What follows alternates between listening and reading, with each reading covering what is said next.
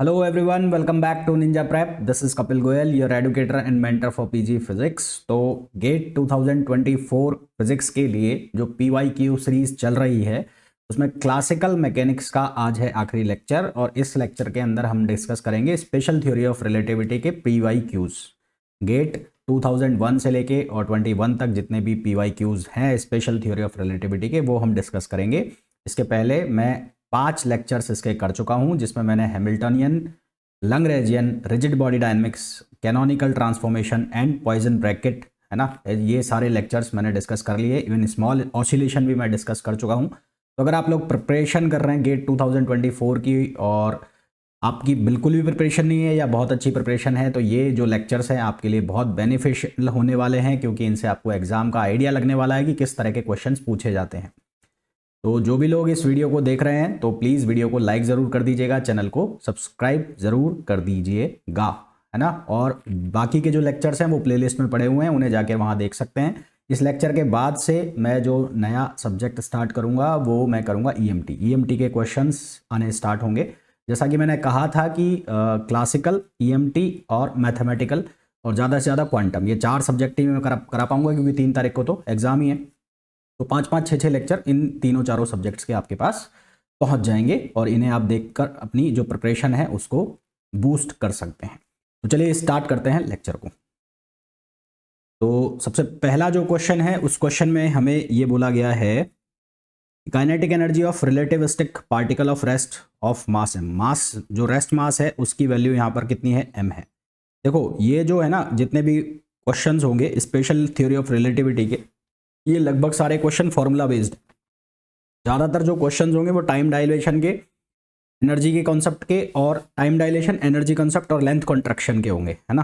तो ये formula at least ध्यान रखना है ये फॉर्मूला। तो moving with the speed v, जो रेस्ट मास है वो v स्पीड के साथ जा रहा है, तो काइनेटिक एनर्जी बतानी है हमें। काइनेटिक एनर्जी के लिए एक फॉर्मूला होता है, फॉर्मूला आपने पढ़ा है E, total energy equals to kinetic energy plus m0c² करके फॉर्मूला होता है, m0c²। अब जो m0 है यहाँ पर, वो m0 क्या दिया हुआ है, रेस्ट मास, वो क्या दिया हुआ है, m दिया हुआ है ना, वो क्या दिया हुआ है, m। तो यहाँ पर इस m0 की जगह आप क्या रख देंगे, m।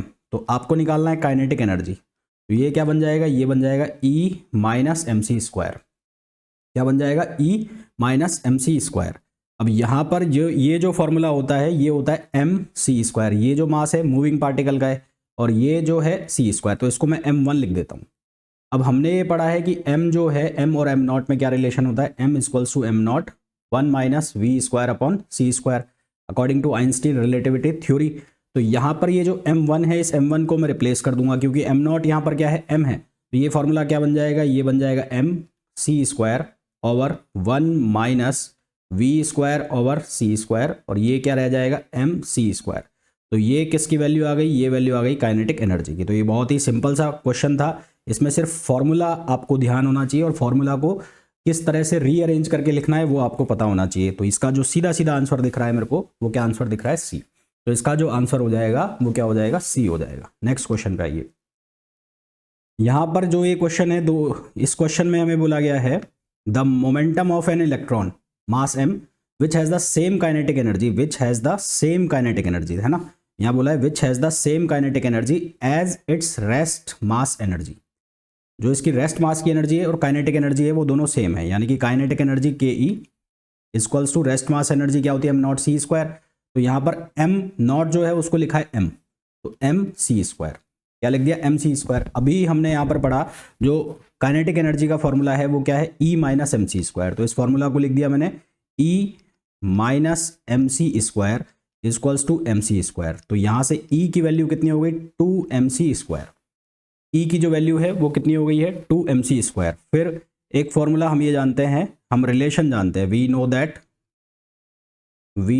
दैट ये जो रिलेशन होता है इसमें काइनेटिक एनर्जी में, सॉरी एनर्जी में E, यहाँ पर क्या होता है, यहाँ पर होता है PC और यहाँ क्या होता है m0c²। यहाँ m0 का मतलब है रेस्ट मास, तो यहाँ से E की जो वैल्यू बनती है वो क्या बनती है, √p²c² प्लस m0c² का स्क्वायर हो जाएगा। तो E² की जो वैल्यू यहाँ से बन के आती है वो आती है क्या value, m0² c4 plus p² c²। अब एम नॉट की वैल्यू जो है वो यहाँ पर कितनी वैल्यू गिवन है एम नॉट की है एम, और ई की वैल्यू हमने निकाल ली है कितनी आई है 2mc²। तो ये वैल्यू यहाँ पर सब्सटीट्यूट करो तो ये बनेगा 4m²c², और यहाँ पर ये क्या है m²c4, ये c4 हो जाएगा, ये c4, और ये कितना है ये है p²c²। तो इसको इसमें से माइनस करो तो ये हो जाएगा 3m²c4 इक्वल्स टू ये हो जाएगा p²c²। तो यहाँ से ये c² ये उड़ जाएगा, और यहाँ पर तो ये बचेगा स्क्वायर।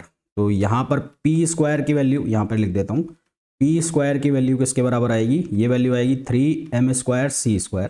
तो p मतलब मोमेंटम, तो ये वैल्यू कितनी हो जाएगी √3, और ये m²c²। तो m²c² बाहर निकल गया, तो ये वैल्यू p की क्या बच जाएगी √3mc। तो हमारे पास जो इसका आंसर आ जाएगा वो कौन सा आंसर आ जाएगा ए। मैंने जैसा कि आपको कहा 3 फॉर्मूला आपको जरूर याद होने चाहिए, एक तो लेंथ कॉन्ट्रैक्शन का, एक टाइम डायलेशन का, और एक या एनर्जी वाले कॉन्सेप्ट। इसके अलावा जो वेलोसिटी एडिशन वाले क्वेश्चन है वो भी कई बार आपको देखने को मिल जाएंगे, पर ज़्यादातर जो क्वेश्चंस आप देखोगे इस पूरे के पूरे लेक्चर के अंदर वो लेंथ कॉन्ट्रैक्शन के होंगे, टाइम डायलेशन के होंगे, और इस तरह से एनर्जी वाले क्वेश्चन ही होंगे, है ना। और इसी तरह के क्वेश्चन रिपीट होते हैं।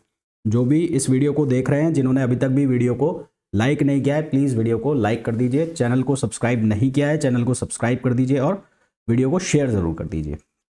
नेक्स्ट क्वेश्चन पे आइए। यहाँ पर हमें बोला गया है इस क्वेश्चन के अंदर a circle of radius m, circle of radius m, ठीक है, lies at in XY plane. मैं एक प्लेन बना लेता हूँ, ये प्लेन बना लिया मैंने ना।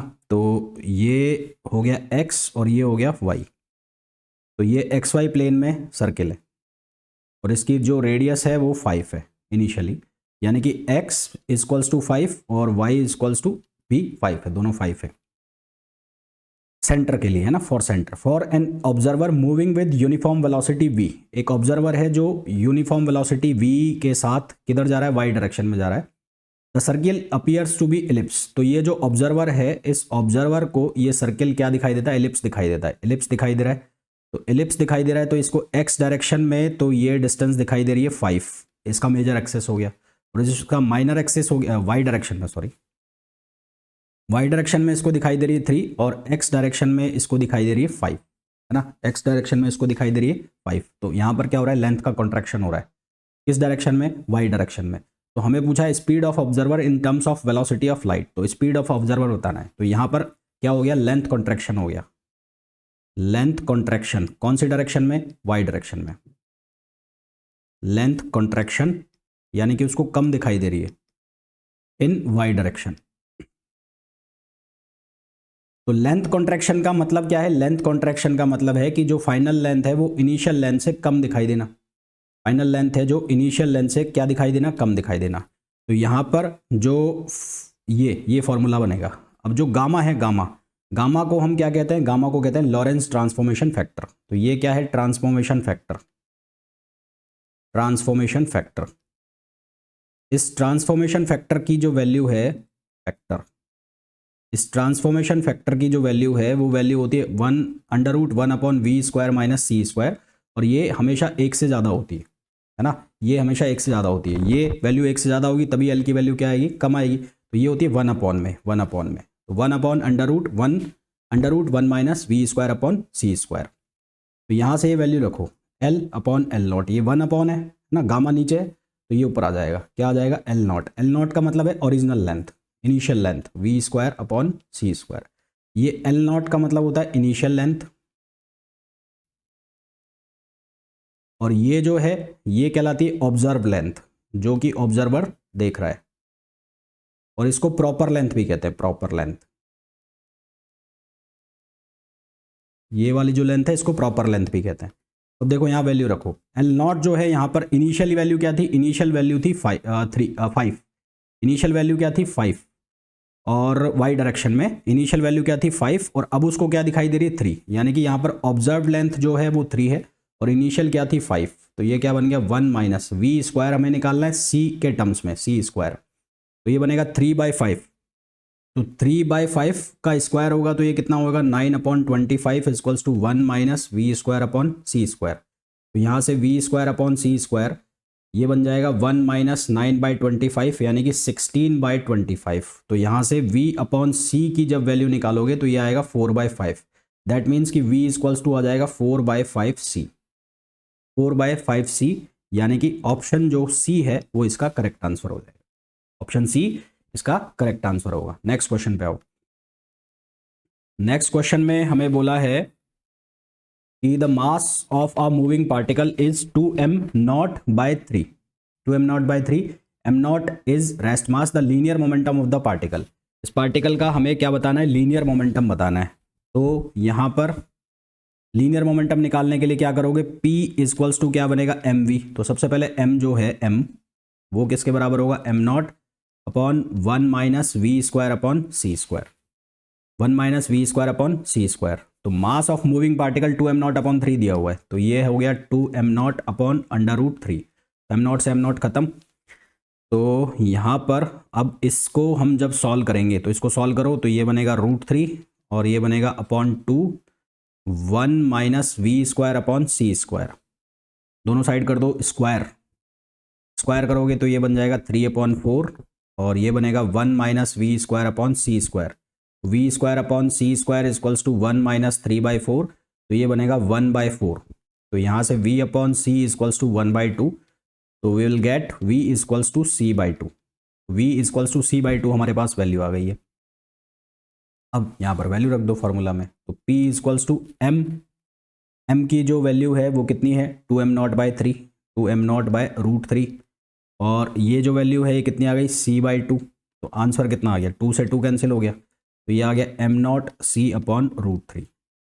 क्या आंसर आ गया, m0c/√3, जो कि है ऑप्शन डी। तो इसका जो करेक्ट आंसर है वो क्या हो जाएगा, डी इसका करेक्ट आंसर हो जाएगा। 2006 में आया था ये क्वेश्चन।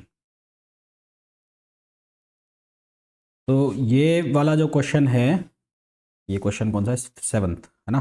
तो 7th क्वेश्चन जो है ये है लिंक्ड क्वेश्चन आंसर है। लिंक्ड क्वेश्चन आंसर का मतलब जिसमें एक दो क्वेश्चन एक दूसरे से लिंक्ड होते हैं।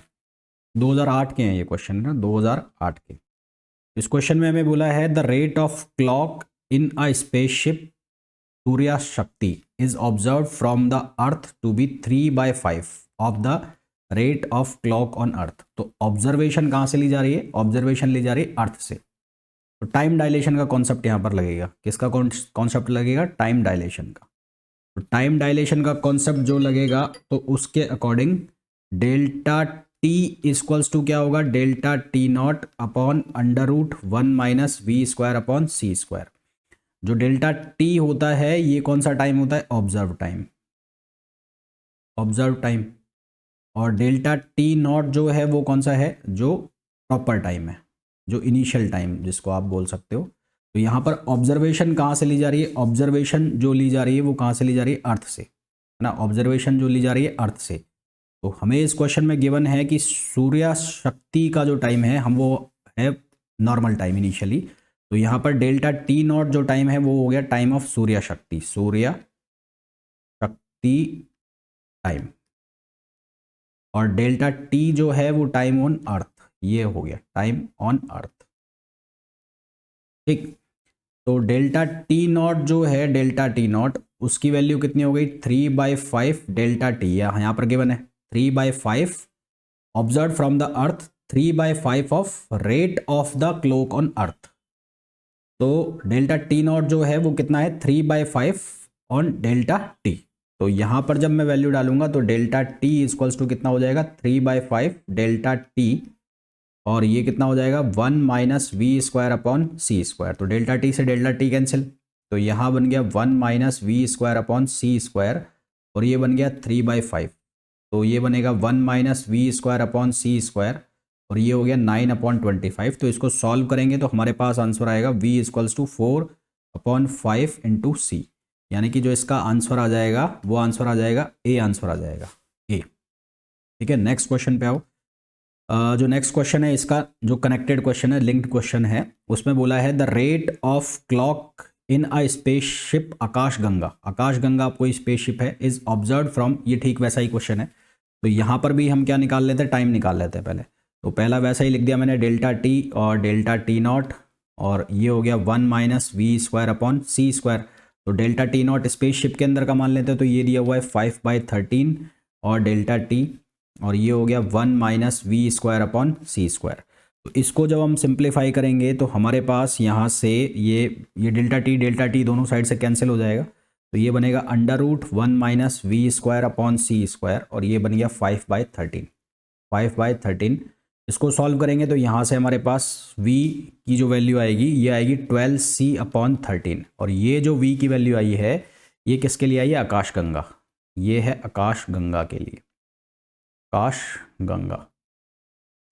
अब हमें ये बोला है if Akash Ganga and Surya Shakti are moving in the same direction, दोनों सेम डायरेक्शन में जा रहे हैं relative to someone on earth, earth पर कोई है उसके रेस्पेक्ट में दोनों सेम डायरेक्शन में जा रहे हैं। तो एक हो गया आकाश गंगा, एक हो गया सूर्या शक्ति। तो ये अगर मैं आकाश गंगा कह लूँ, आकाश गंगा, तो ये हो गया सूर्या शक्ति,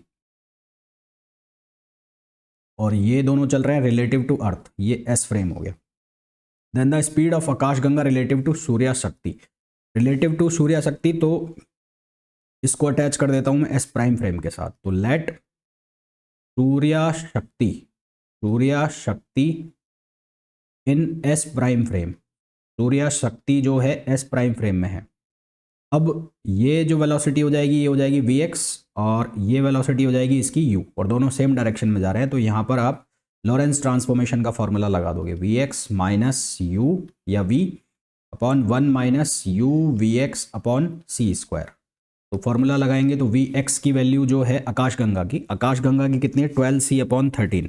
तो ये वैल्यू कितनी है? 12c/13, और जो ये निकाली थी आपने 4/5c, 4/5c, और यहाँ पर भी सेम वैल्यू 12c/13 और 4/5c और अपॉन सी स्क्वायर। इसको हम सॉल्व करेंगे तो यहाँ से हमारे पास आंसर जो आएगा, मैं डायरेक्ट लिख रहा हूँ 8/17, 8/17c। तो हमारे पास जो इसका आंसर आएगा वो आएगा 8/17c, है ना। नेक्स्ट क्वेश्चन पे आइए। इस क्वेश्चन में हमें बोला है 2009 का एक क्वेश्चन है, assuming the mean life of a muon, ये मियोन लिखा हुआ है, assuming the mean life of muon in the rest frame is to be, rest frame मतलब और life its life time in the laboratory frame, laboratory frame में इसका lifetime निकालना है। When it is moving with the velocity, जब ये move कर रहा है किस वेलोसिटी से? 0.95c से। तो यहाँ पर delta T is equals to delta T not upon √1 minus V square upon C square. तो मूविंग फ्रेम के रेस्पेक्ट में its life time in the laboratory frame, laboratory frame जब वो मूव कर रहा है वेलोसिटी से किससे? 0.95c से। तो mean life time rest frame में दे रखा है, रेस्ट फ्रेम मतलब डेल्टा टी नॉट की वैल्यू हमें दे रखी है, डेल्टा टी नॉट की वैल्यू है 2 × 10⁻⁶, और यहाँ पर 1 माइनस वी की वैल्यू है 0.95c, इसका स्क्वायर करना है, और ये भी हो गया सी स्क्वायर।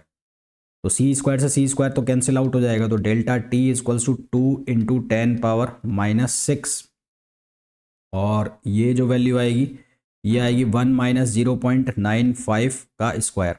तो इसको जब हम सॉल्व करेंगे तो हमारे पास जो इसका आंसर आएगा सॉल्व करने के बाद ये आएगा 6.4 × 10⁻⁻6 सेकेंड, है ना। ज़्यादा ही आएगा, जब मूविंग फ्रेम में होगा तो ज़्यादा ही आएगा। तो 6.4 जो कि ऑप्शन हो जाएगा ए। तो इसका करेक्ट आंसर आ जाएगा हमारे पास ए आंसर आ जाएगा। कौन सा क्वेश्चन था ये था 7, ये था 8, और ये था 9, और ये क्वेश्चन है 10। तो क्वेश्चन 10 में हमें बोला है 2 particles each of rest mass m collide on head-on stick together। तो 2 पार्टिकल है, ये एक दूसरे की तरफ आ रहे हैं, रेस्ट मास दोनों का क्या है? m है। Before collision the speed of each mass was 0.6 times the speed of light in free space. ये इसकी स्पीड भी थी 0.6 और इसकी स्पीड भी थी 0.6।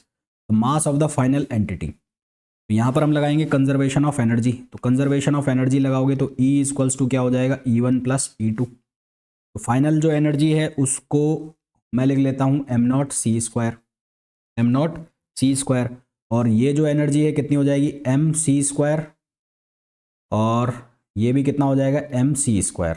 तो m की वैल्यू m0 अपॉन 1 minus V square upon C square और यहाँ पर भी कितना हो जाएगा M not upon 1 minus V square upon C square और सी स्क्वायर। अब वैल्यू डालनी, तो v की वैल्यू हमें गिवन है, v की वैल्यू कितनी है 0.6। तो यहाँ से जब इसको सॉल्व करेंगे तो हमारे पास ये दोनों सेम है तो ऐड हो जाएंगे, तो ये हो जाएगा 2m0 सी स्क्वायर अपॉन 1 माइनस ये कितना हो जाएगा 0.6 का स्क्वायर, 0.6 का स्क्वायर हो जाएगा। तो यहाँ से सॉल्व होने के बाद हमारे पास आंसर आएगा, जो ये कंबाइंड मास बोल देता हूँ मैं इसको, तो ये वाला, अच्छा ये एम दे रखा है ना, मैं रेस्ट मास एम है, ये एम है, तो इसको एम नॉट लिख देता हूँ कंबाइंड मास को, इसको सी लिख दो यार, कंबाइंड मास को एम सी। तो ये हो जाएगा M C square equals to 2mc square upon under root 1 minus 0.6 square. तो यहाँ सी स्क्वायर से ये सी स्क्वायर कैंसिल हो गया। इसको जब सॉल्व करेंगे तो हमारे पास m की जो वैल्यू आ गई वो आ गई 5mc की 5m अपॉन 2। तो ये हमारे पास क्या आ गया, कंबाइंड मास आ गया, जो कि ऑप्शन हो गया सी। कौन सा क्वेश्चन था, 10th। फिर आ जाओ 11th क्वेश्चन पे। इस पे बोला है a rod of proper length L not oriented parallel to X axis move with speed 2c/3। Oriented parallel to X axis,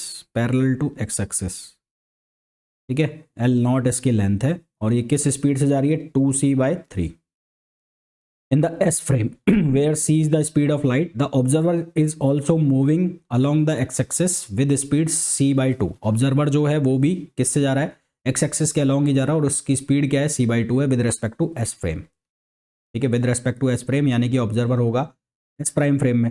the length of the rod measured by, अब length of rod जो है उसको कम दिखाई देनी चाहिए, तो length of the rod measured by the observer is, तो measured by the length of observer जो दिखाई देनी चाहिए उसको, वो क्या होगा, कम दिखाई देगी। तो कम दिखाई देगी मतलब L equals to L not 1 minus V square upon C square, 1 minus V square upon C square. अब यहाँ सबसे पहले हमें वैल्यू निकालनी पड़ेगी किसकी, v की, है ना, किसकी वैल्यू निकाले, v की। तो वेलोसिटी ऑफ रॉड निकालो। अभी हमें दे रखा है वेलोसिटी ऑफ जो रॉड है वो किस में है, एस फ्रेम में दे रखी है, तो एस प्राइम फ्रेम में निकालनी पड़ेगी हमें। तो यहाँ पर हम निकालेंगे velocity of rod in S prime frame, S prime frame, क्योंकि ऑब्जर्वर को देखना है। तो उसके लिए क्या लगाओगे, V X prime is equals to V X minus V upon 1 minus V X V upon C square, ये फॉर्मूला लगाओगे। तो V X prime, V X की जो वैल्यू है वो कितनी है इनिशियली 2c/3। फिर उसके बाद दिया हुआ है कि the observer is also moving along the x axis, observer जो जा रहा है वो जा रहा है c/2 से, ऑब्जर्वर जा रहा है जो c/2 से, और जो 1 माइनस 2c/3 और c/2 अपॉन सी स्क्वायर। तो ये जो वेलोसिटी आ गई वी एक्स प्राइम, ये वेलोसिटी आई है किसकी, वेलोसिटी ऑफ रॉड, ये क्या है, velocity of rod, velocity of rod in S prime frame. तो अब यहां पर हम फॉर्मूले में वैल्यू रखेंगे, तो L equals to L not 1 minus ये वैल्यू रखो, तो ये वैल्यू कितनी आएगी, सी स्क्वायर अपॉन 16, 4 है ना, और ये सी स्क्वायर रहेगा। तो यहां से जब इसको सी स्क्वायर से सी स्क्वायर कैंसिल हो गया, ये बनेगा एल नॉट 15 अपॉन 16, और इसको जब सॉल्व करेंगे तो हमारे पास आंसर आएगा 0.97 एल नॉट, 0.97 एल नॉट, ये हमारे पास इसका करेक्ट आंसर आ जाएगा। ठीक है, तो ये कुछ क्वेश्चंस थे जो गेट में प्रीवियस ईयर में आए हुए हैं, जो मेरे पास अवेलेबल थे, और होपफुली ये जितने भी सॉल्यूशन है आप लोगों को समझ में आए होंगे। ये जितने भी क्वेश्चंस थे फॉर्मूला बेस्ड थे, इनमें एक कन्फ्यूज़न हो सकता है कि एल नॉट कब लेना है, डेल्टा टी नॉट कब लेना है, डेल्टा टी क्या होगा। तो ये जब थोड़ा बहुत क्वेश्चन प्रैक्टिस करोगे तो उसमें समझ में आ जाएगा, बस यही इसमें समझने का होता है, ये समझ में आ जाएगा तो ये क्वेश्चन हो जाएंगे। और जो क्वेश्चन है वो फॉर्मूला बेस्ड क्वेश्चन आ रहे हैं, बस उसमें ये समझना है कि कौन सा फ्रेम हमें लेना है। तो इसके बाद जो नेक्स्ट सब्जेक्ट मुझे स्टार्ट करना है या मैं करूँगा वो करूँगा ईएमटी। ईएमटी के PYQs मैं अब आप लोगों के लिए जो है वीडियोस अपलोड करूँगा। तो वीडियो को छोड़ने के पहले प्लीज़ वीडियो को लाइक कर देना, चैनल को सब्सक्राइब नहीं किया है तो सब्सक्राइब कर देना और शेयर ज़रूर कर देना।